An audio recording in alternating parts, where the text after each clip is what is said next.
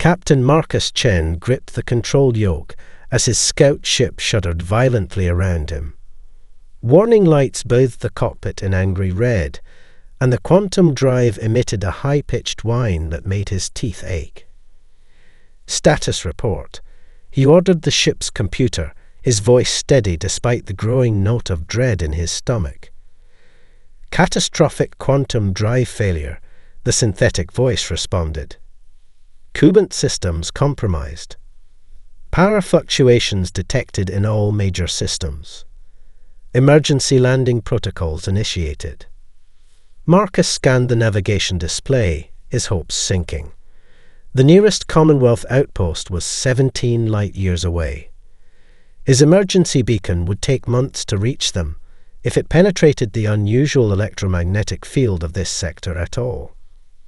The planet below him, Thalaxis, loomed large in the view screen. Its swirling azure atmosphere might have been beautiful under different circumstances. Now it represented his only chance of survival. Computer, what do we know about Thalaxis? Thalaxis, home world of the Vespari species. Technological level, advanced. Primary industries, quantum engineering, biomechanical integration, and gravitational manipulation. Political status, isolationist. Warning, historical hostilities with human colonies documented. Human presence restricted. Perfect. The one species renowned for their engineering skills, and they happen to despise humans. Marcus had studied the historical conflicts during his academy days. Misunderstandings escalated into brief but intense skirmishes over mining rights in the Proxima sector. Relations had never fully recovered. The ship entered the atmosphere with a roar, heat building around the hull as the autopilot fought for control. Through the view screen, Marcus caught glimpses of the landscape below, sprawling cities with architecture unlike anything in human space. The Vespari built in complex geometric patterns, their structures resembling the exoskeletons of their insectoid bodies. The landing was rough. The ship skidded across a barren plain outside what appeared to be a spaceport, leaving a deep furrow in the alien soil before coming to rest at an unsettling angle. The sudden silence after the cacophony of alarms was almost as jarring as the crash itself. Marcus ran system diagnostics, each result worse than the last. The quantum drive hadn't just failed, it had partially liquefied, the exotic materials reduced to slag. Life support was functioning on backup power, but wouldn't last more than a few weeks. The communication array had survived, but the local interference made long-range transmission impossible. As the planet's amber sun dipped toward the horizon, Marcus donned his environmental suit and stepped outside to assess the external damage. The air was technically breathable according to his scanners, but protocol demanded caution on unfamiliar worlds. The ship's hull bore deep scorch marks, and the quantum drive housing had ruptured, leaving a gaping hole in the engine compartment. Even with proper tools and materials, which he didn't have, this was beyond his ability to repair. In the distance, the lights of the Vespari city glimmered as darkness fell. Marcus would need to venture there, find someone willing to help a human despite their people's prejudices. His translator had basic Vespari linguistics, but technical vocabulary would be a challenge. As night fully descended, strange lights appeared in the distance, moving with purpose toward his crash site. Marcus checked his sidearm, standard issue, meant for defense against wildlife, not confrontation with sentient beings. He hoped it wouldn't come to that. The lights grew closer, resolving into what appeared to be some kind of patrol vehicles. First contact with the Vespari would determine whether he found help or imprisonment on this world. Marcus squared his shoulders and prepared to meet his welcoming committee. 3 days of rejection had worn Marcus's patience thin.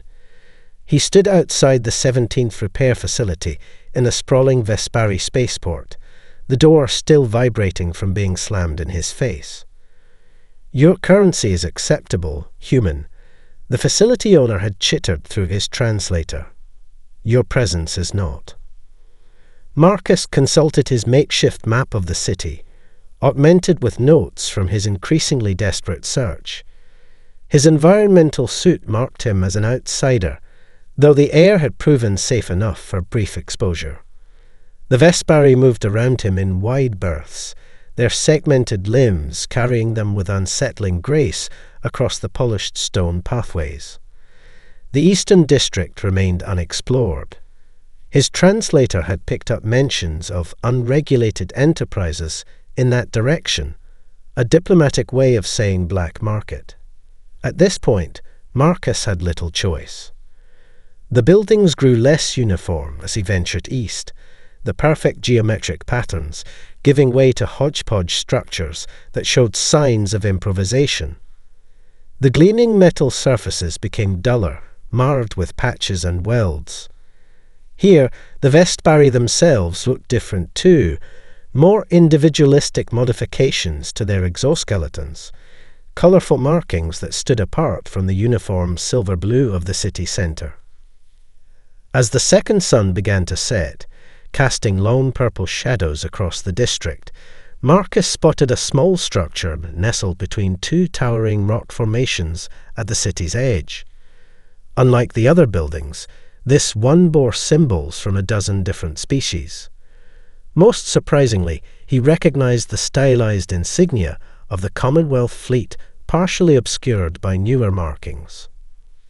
The entrance was framed with salvaged parts, thruster nozzles, navigation array components, and what appeared to be the sensor dish from an old Earth vessel, a promising sign.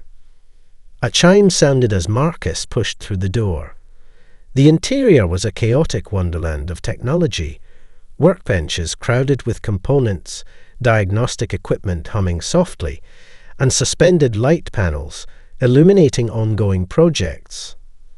Small hover drones carried tools back and forth across the workshop, navigating the cluttered space with precision.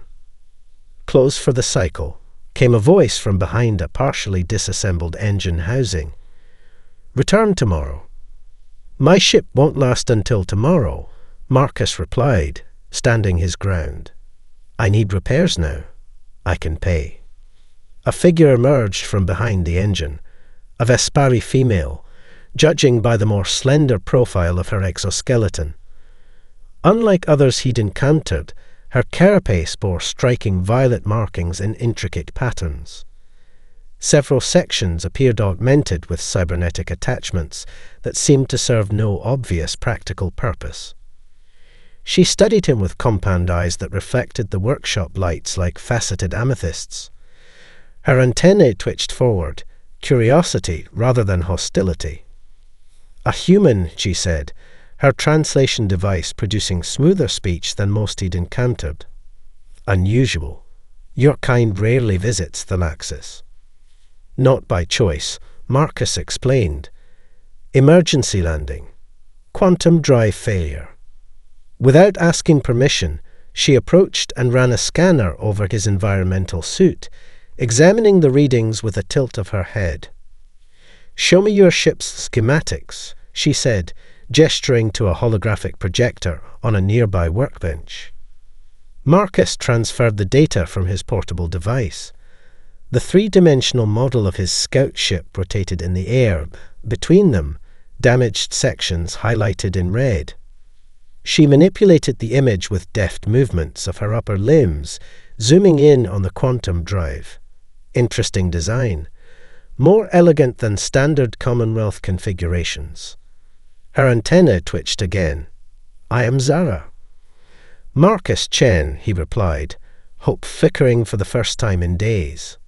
"Can you help me?" Zara circled the hologram once more before fixing him with an unblinking stare.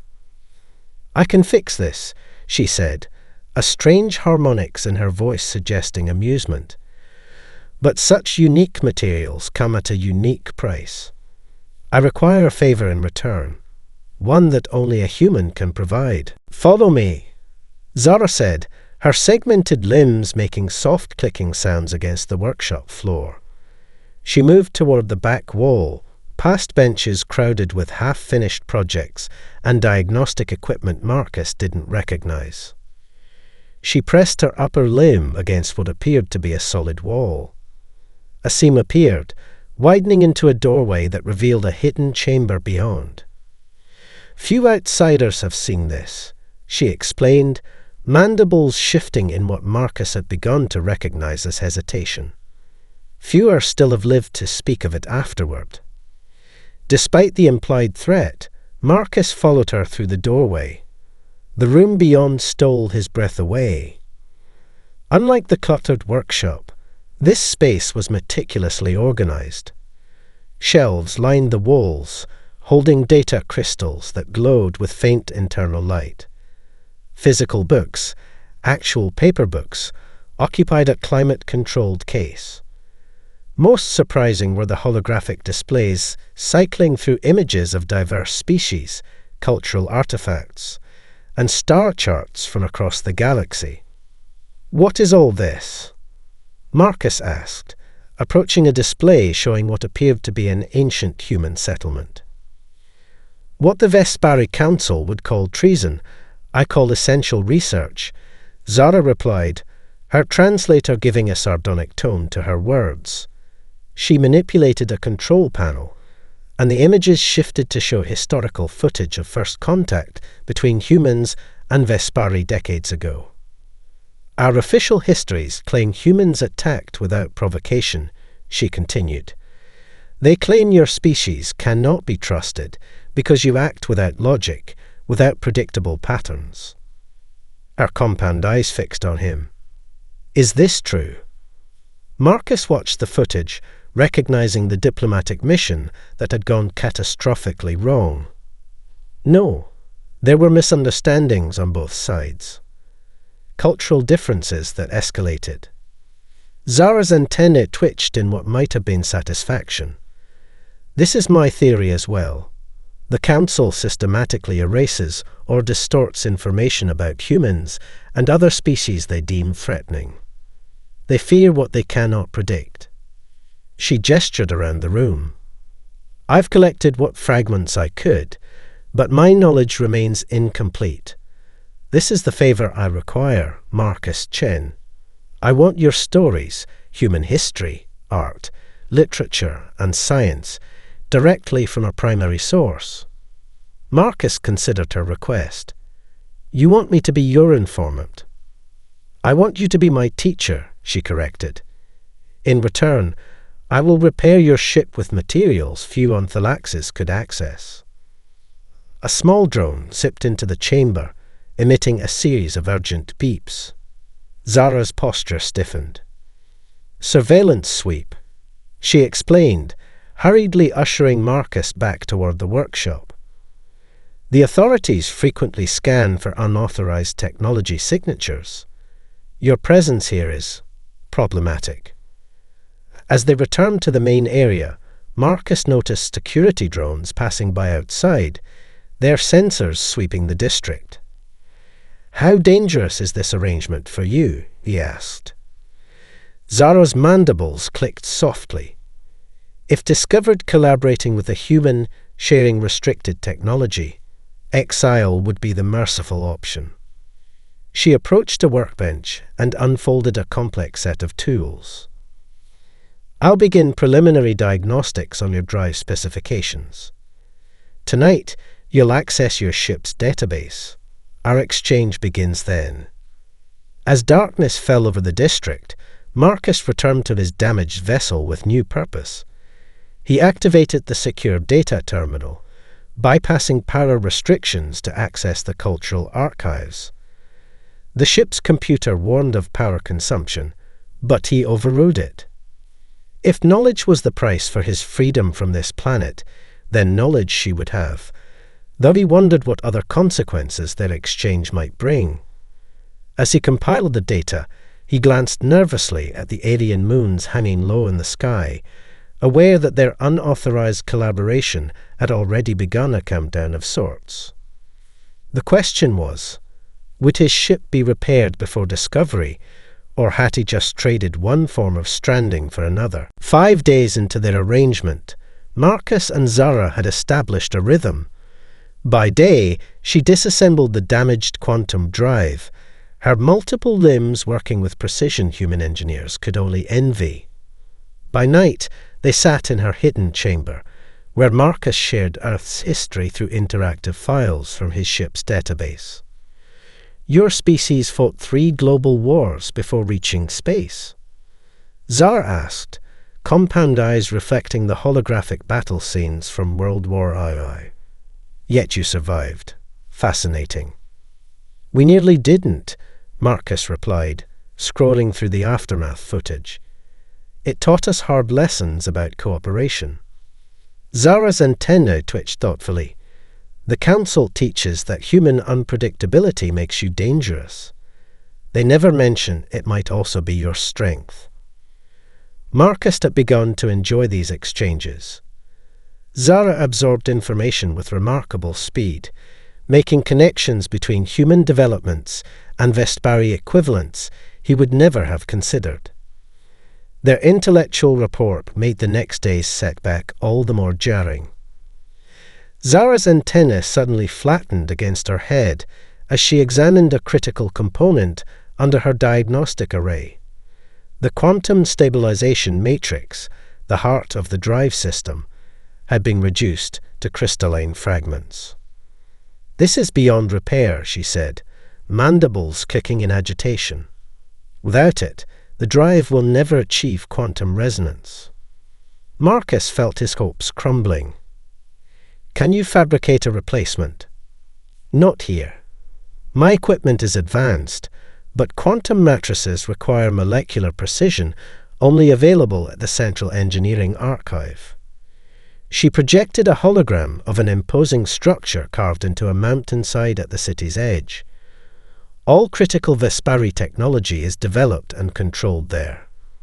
Let me guess, humans are forbidden. All non-Vespari are forbidden. The archive holds our most advanced technology. Security is formidable. Marcus paced the workshop floor. We need a plan.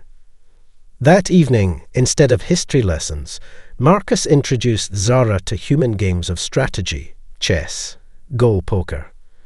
She mastered the rules instantly but struggled with the concept of bluffing. Your decision-making includes deliberate misdirection, she observed, mandibles kicking in what Marcus now recognized as excitement. Vespari think in patterns, secure patterns, predictable patterns. Which makes Vespari security vulnerable to unpredictable approaches, Marcus concluded. As they planned, Marcus made another discovery. He had played music during their sessions. Classical, jazz, rock from different Earth eras. The effects on Zara were profound. Certain harmonies caused her exoskeleton to resonate visibly, while others triggered what appeared to be emotional responses our species typically suppressed. Your music creates sensations we have no words for, she explained, her voice harmonics shifting to match a Bach cello suite. The Council would consider such reactions dangerous. They undermine logical processing. Or they enhance it, Marcus suggested. Human creativity often stems from emotional connections. By dawn, they had devised their strategy. The Central Archive's security operated on precise mathematical harmonies, patterns that Vespari minds found natural and impossible to disrupt. We'll use what they don't understand against them, Marcus said, modifying his personal communicator to generate specific sound patterns. Human music, particularly jazz, thrives on disrupting expected patterns. Zara studied the security protocols she'd managed to access. The tertiary sensor grid has a resonance vulnerability. Your harmonic disruption might create a brief window. They would have one attempt. If caught, Marcus faced imprisonment at best. Zara faced execution for treason. As they finalized preparations, a priority alert sounded from Zara's security system. She rapidly accessed the feed, her posture stiffening. "The Council has authorized enhanced scanning protocols for the Eastern District," she said quietly. "They're looking for something, or someone." Their timeline had just accelerated dramatically. Twilight bathed the central archive in amber light as Marcus and Zara approached from different directions. The massive structure loomed against the mountainside, its crystalline facets reflecting the setting suns. Security drones patrolled in precise geometric patterns, their sensors sweeping the perimeter. Marcus adjusted his borrowed Vespari cloak, the fabric uncomfortable against his human skin. The disguise wouldn't withstand close inspection, but Zara had applied chemical compounds to mask his scent from the biological sensors. Position reached, he whispered into his modified communicator, proceeding to Phase 1. Zara's voice came through with a slight harmonic distortion. "Acknowledged. Entry point sensor grid active. Await my signal."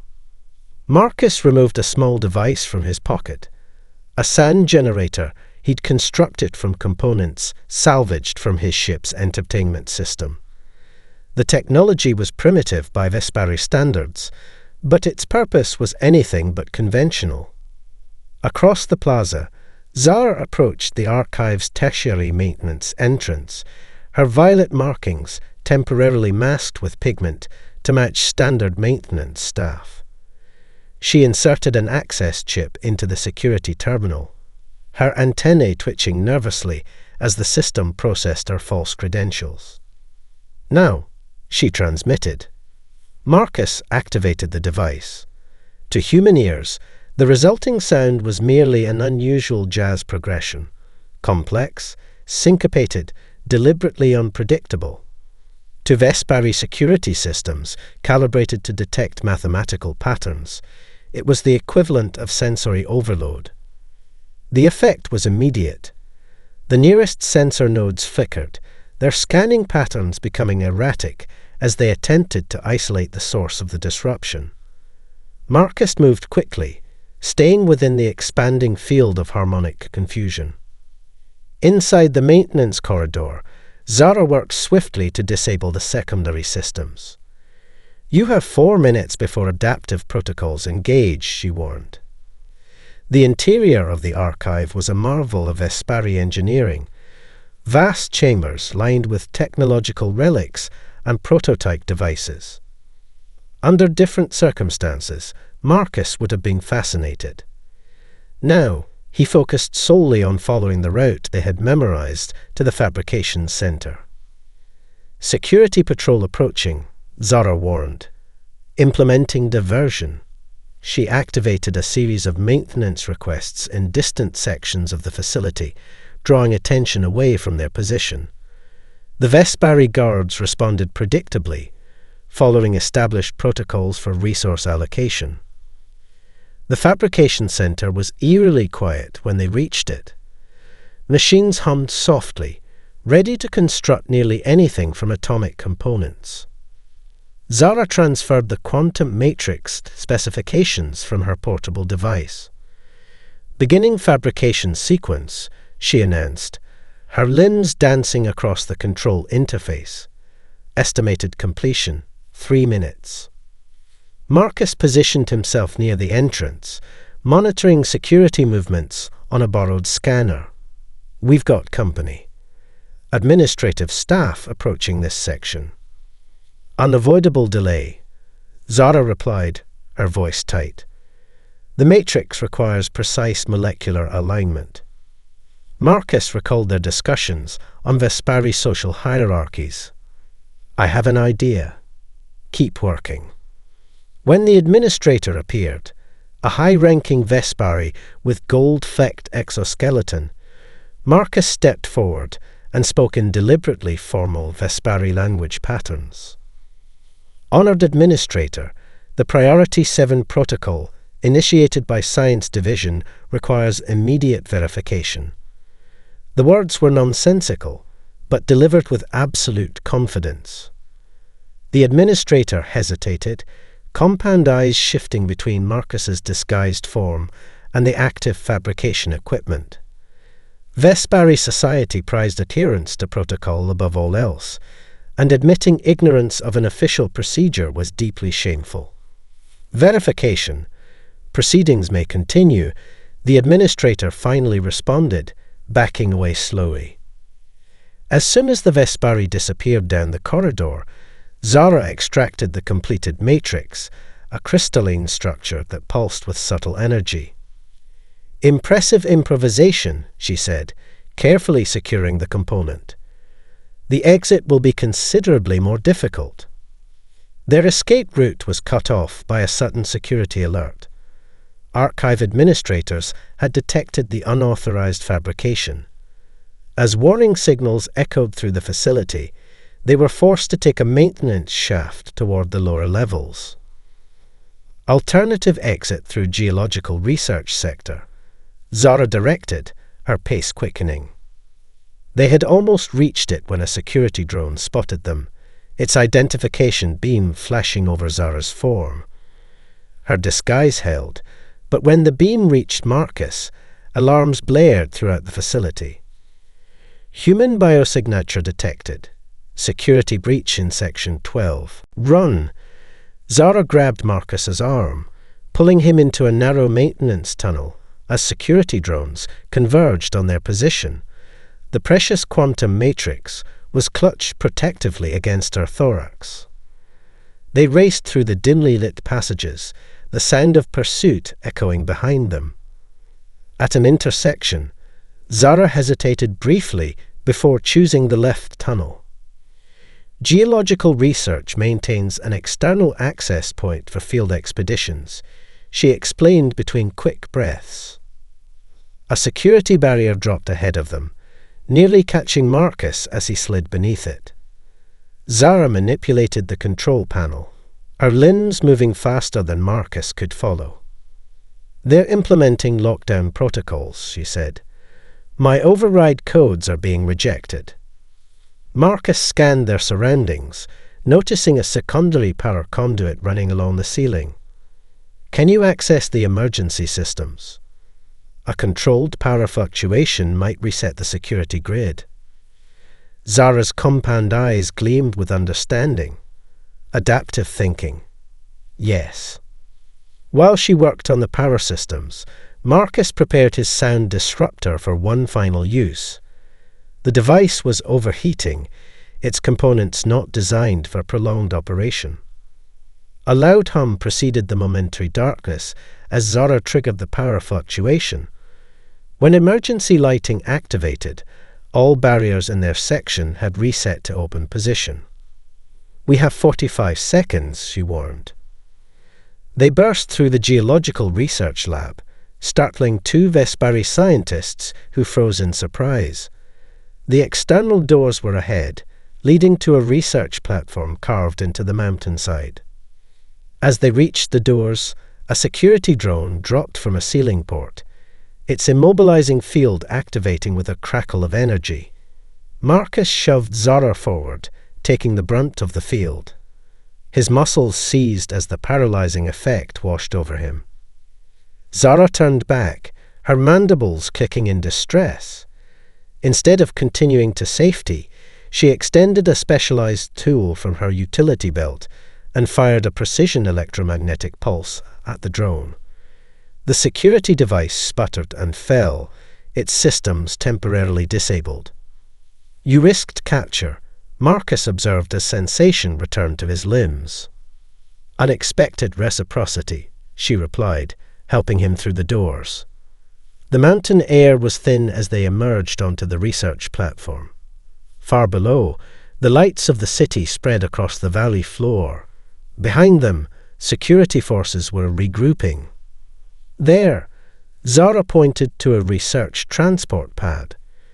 Geological survey teams use automated carriers to return to the city. They programmed the transport for the Eastern District and launched just as security forces emerged from the facility. The small craft accelerated down the mountainside, following a predetermined route that would take them within a kilometre of Zara's workshop. As the city lights grew closer, Zara examined the quantum matrix for damage. "It's intact. Your ship can be repaired now." They abandoned the transport at a public terminal and made their way through back alleys to the workshop. Once inside, Zara guided Marcus to a hidden room beneath the main floor, a space even more secure than her secret library. "We must remain here until security sweeps subside," she explained, activating a privacy field around the room. As Marcus recovered from their escape, a communication panel activated, revealing a dozen different Vespari faces on separate channels, each bearing unique colorations and modifications like Zara's.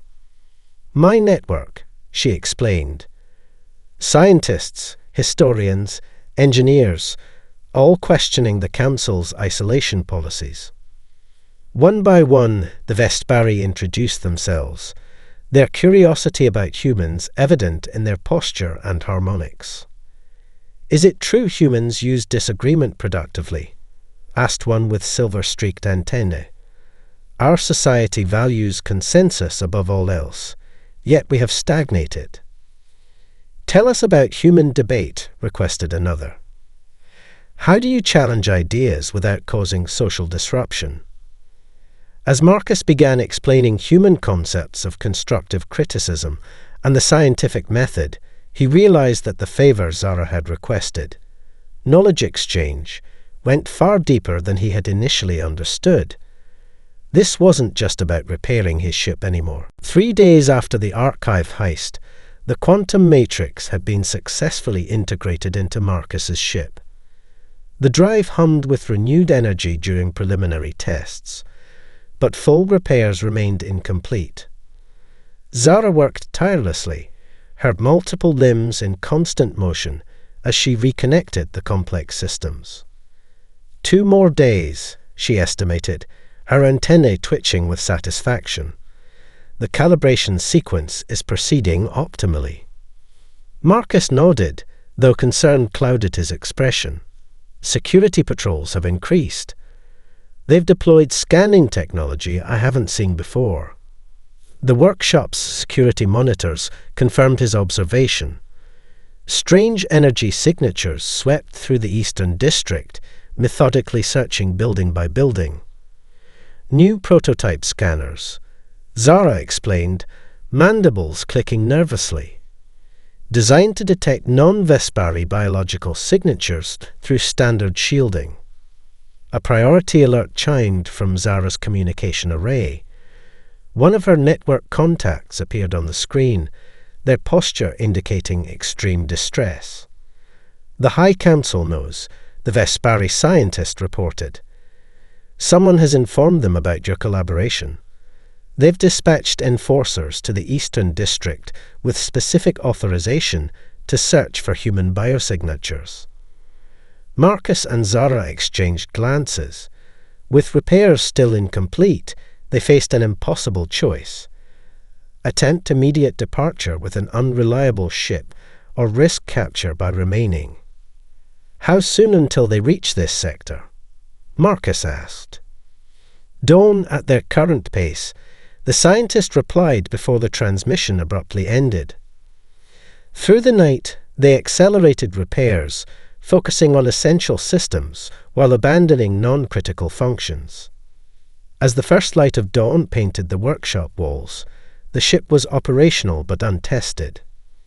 Critical system indicators flickered between green and amber, stable but potentially unreliable for atmospheric exit.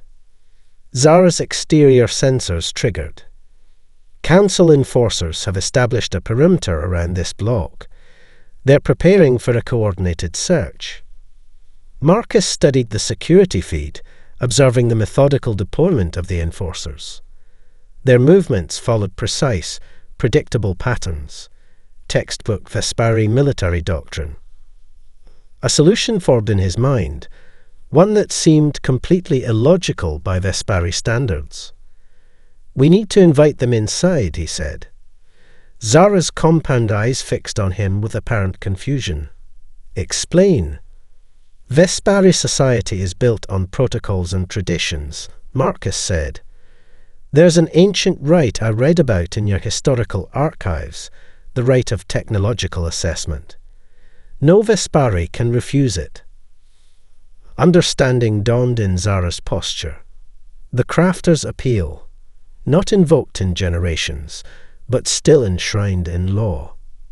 As the enforcers approached the workshop door, instead of hiding, Marcus activated the external communication system. "Esteemed enforcers of the High Council," he announced in formal Vespari language. "I, Marcus Chen of Earth, formally request a technological assessment of my vessel under the ancient rite of the crafter's appeal. I seek your expertise regarding the worthiness of my repairs." The enforcers froze, their communication frequencies buzzing with confusion. The lead enforcer, distinguished by red markings on her exoskeleton, approached the door cautiously. "The human invokes the crafter's appeal," she announced to her unit. "By law, we must conduct the assessment." Inside the workshop, Zara's antennae trembled. They could simply arrest us both. They could, Marcus agreed. But that would violate one of your oldest traditions. Even the Council would hesitate to set such a precedent. The door slid open, and the enforcer squad entered, weapons ready but not aimed directly at them. The lead enforcer's compound eyes fixed on Marcus with unmistakable suspicion. "Proceed with your demonstration, human," she ordered. "But know that we are not required to approve your work." Marcus smiled. "Of course not. I merely seek the benefit of your expertise." The assessment had begun, and with it, their last chance for escape. The lead enforcer circled Marcus's ship, compound eyes methodically scanning the repairs. 5 other enforcers maintained position around the workshop perimeter, weapons-powered but restrained by protocol. "Explain this adaptation," the enforcer demanded, pointing to the reconfigured quantum drive housing where Vespari components interfaced with Commonwealth technology. Marcus stepped forward confidently. "Standard Commonwealth quantum drives operate on frequency-based resonance. Vespari technology utilizes molecular pattern alignment. The interface we developed translates between these systems, creating greater efficiency than either could achieve alone." He guided the enforcer through the technical specifications, explaining how human adaptive engineering complemented Vespari precision manufacturing. To his surprise, the enforcer's initial hostility gradually shifted to professional curiosity. "This integration should be impossible," she stated, antennae twitching with what Marcus now recognized as interest. "Our systems are fundamentally incompatible with alien technology." "That's what conventional wisdom suggests," Marcus replied. "But when we stopped viewing the differences as obstacles and started seeing them as complementary strengths, new possibilities emerged." Zara carefully approached, her posture submissive according to Vespari hierarchy. The human approach to problem-solving seeks connections rather than conformity, honored enforcer. Their adaptation allowed our precision to find new applications. The lead enforcer's compound eyes shifted between them. "You collaborated willingly with this human." "I did," Zara admitted, "and learned more in these cycles than in years of conventional study." The enforcer consulted her data terminal, mandibles clicking softly. "My orders are to detain both of you for questioning before the High Council." Marcus tensed, preparing for resistance, but the enforcer continued unexpectedly.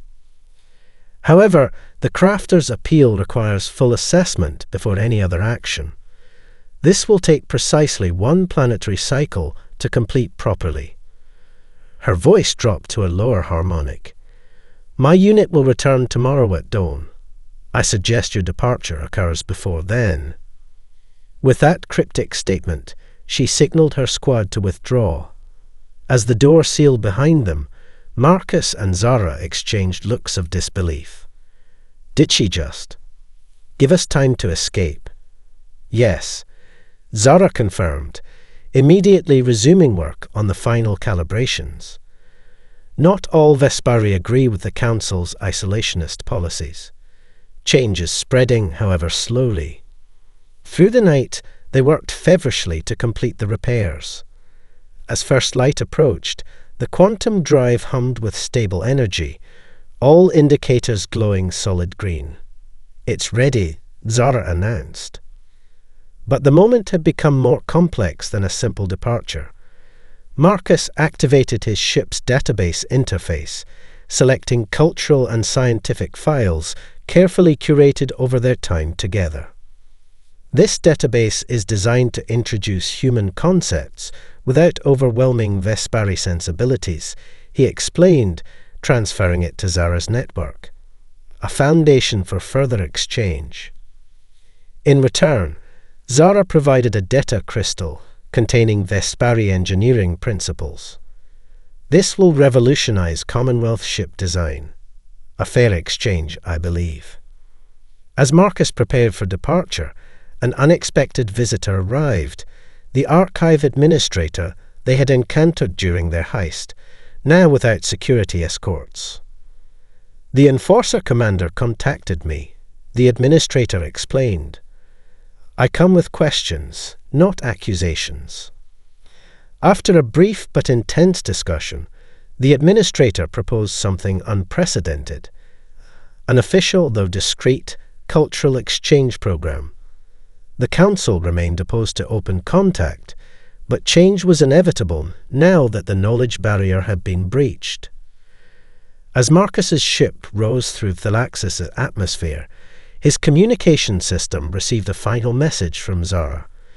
Your people say that a single conversation can change a world. We have proven this true. In Commonwealth space, the engineering principles he brought back would transform interstellar travel. But the true breakthrough was more profound. A bridge between fundamentally different minds, built not on technological superiority, but on the uniquely human talent for finding common ground with even the most alien of perspectives.